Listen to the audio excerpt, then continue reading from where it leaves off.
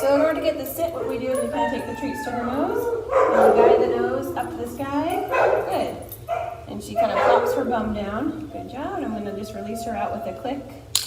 So even though they don't necessarily know these positions yet, we're just kind of working on lowering them into them and getting some muscle memory. We still want to release them out with either their clicker or their release rope, because eventually these sits and downs are going to become an implied stay. Good. Meaning when they go into a sit or a down, it's implied that they stay in that position until they're released. So we don't actually use the word stay. Our sit and our down become our stay on their own. Right here. Good. Oopsie.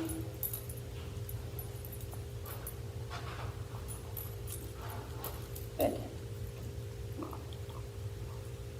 So to get the down from a sit, I'm going to go with the treats to her nose and kind of guide her nose down to the ground. Good. As soon as her elbows hit, I'm going to say good. And before she releases herself out, I'm going to click and let her come get some food. Good job. Good job. And one more. Good. Good girl. Very nice job. Another technique that we'll use is a food lure underneath or a bent knee for dogs that are really resistant to getting their elbows to touch the floor. So you'll see that by guiding the dog under the knee, they kind of have to crawl. And once their elbows touch the floor, you can guide them forward just a little bit more until the butt hits the floor as well. And then you can feed and reward, then click and release. Let's take a look at a few more examples. Right? So we use the clicker to release him from that position. So we use implied stays with sits, downs in place, as well as heel. There's lots of obedience cues that we use that we want to have the dog maintain those positions until we release them. So when we ask Louie for a sit or any other position, we want him to keep doing that until we release him. Good boy.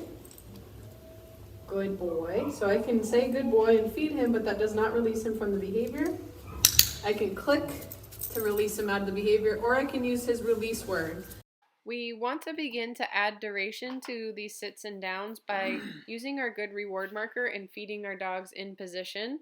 So guiding them into a sit, and every half a second using your good reward marker and feeding. For example, you might lure them into a sit and say good and feed. Good and feed, good and feed, then release. So you want to gradually add a little bit more time that the dog spends in these positions, and encouraging them, keeping that rate of reinforcement really high so that they don't release themselves out of that position before we've actually released them from position.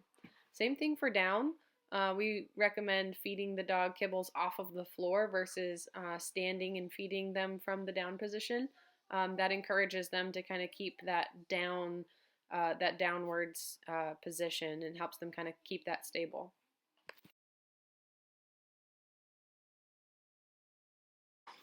This concludes our instructional video on introducing sits and downs.